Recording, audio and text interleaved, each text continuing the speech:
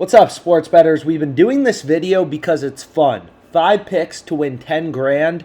We almost cashed. This was on Friday. Marte screwed us with the under 1.5 bases. We got 4 out of 5.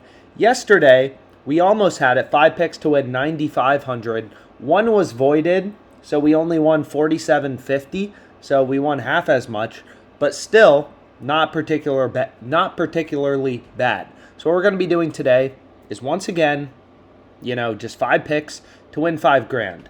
So what we're going to be looking for is just value, right? Like the people who make the big bucks sports betting, they understand how payouts on prize picks, on Underdog fantasy work. They understand the math. They understand how the markets work, how sportsbooks set odds. They're not the people who watch highlight reels of Patrick Mahomes in their mom's basement, as shocking as it is, right? The people who make money sports betting are the math people and the markets people who understand what's going on, right? I know tons of people who bet on sports full-time for a living. I bet on sports full-time for a living.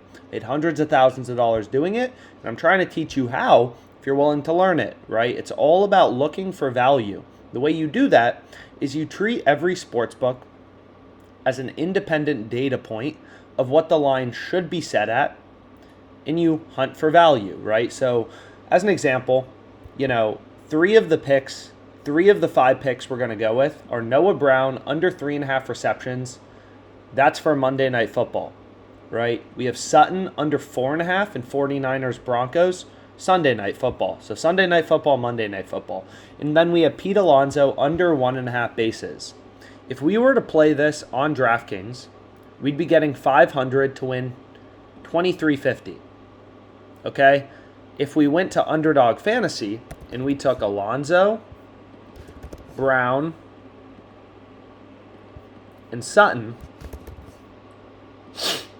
we would be getting 500 to win 3,000. So our payout, is like 1.3 times better than that on DraftKings, right? And essentially that's because of the way these fantasy platforms work.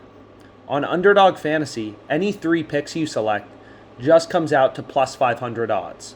So we've gone through the math before that this essentially means Underdog Fantasy for a 3-pick entry is giving you implied juice of minus 122 on anything you bet.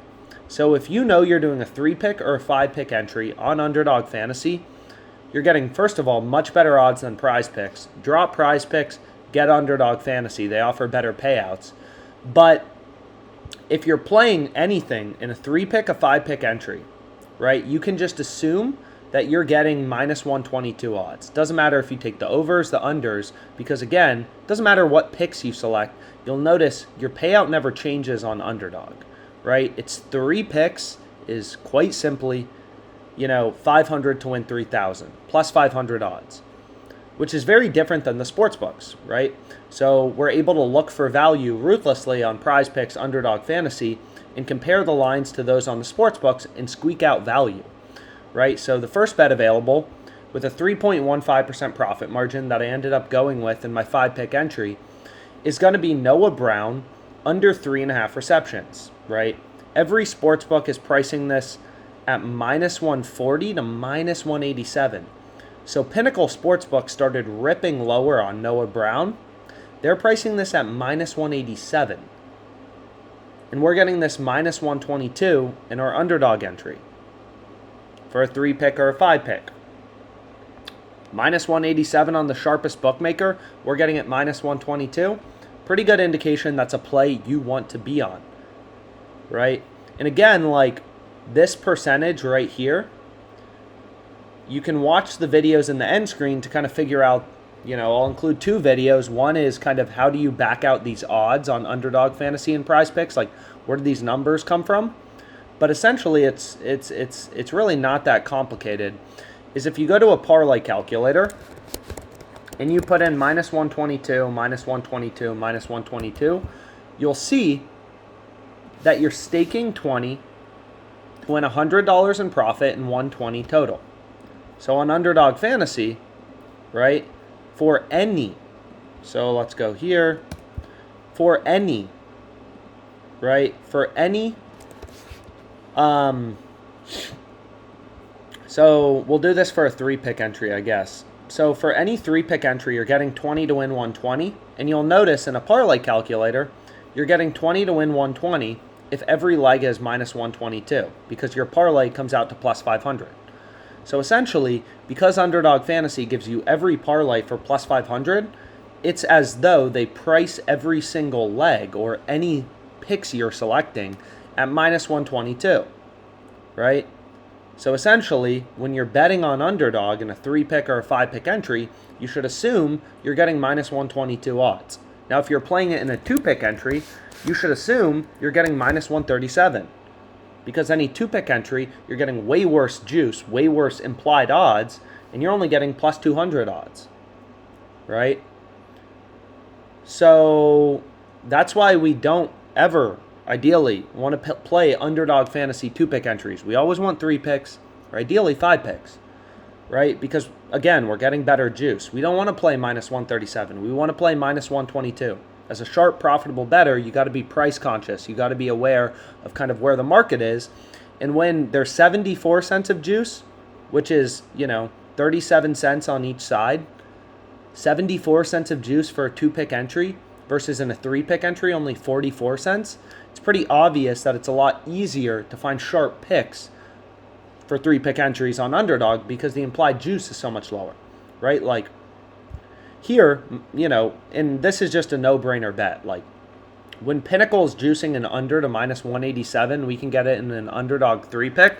That's just ridiculous, right? If we put in Pinnacle's market, minus 187, plus 138, they're pricing the true line at minus 155. The sharpest bookmaker thinks that the true odds with the VIG removed, you always got to remove the VIG, right, is minus 155. We're getting this minus 122. So this looks incredible, right? Second pick was Sutton. Again, DraftKings, Caesars, all the big boys pricing it, minus, FanDuel's kind of in line, but Pinnacle all the way at minus 157 in line with DraftKings. So pretty clearly some great value at minus 122. Pete Alonso under 1.5 bases. Pretty clear value. Every sportsbook pricing at minus 149 to minus 153. This is the easiest way to make money sports betting. Bet Online, Pinnacle are 2 of the sharpest sportsbooks in the world, right? So you treat every single book as an independent data point of what the line should be, and you look for inefficiencies like this incredible value bet at minus 122, right? In this bet, right, this game's today in 2 hours, 2.5. You're earning a 1.88% return on capital. This game will be over in 5 hours. That's the power of sharp sports betting and why, you can make so much money betting on sports once you understand the math. Is it a good career path? No, not really, because sportsbooks can ban you, they can limit you, things can happen.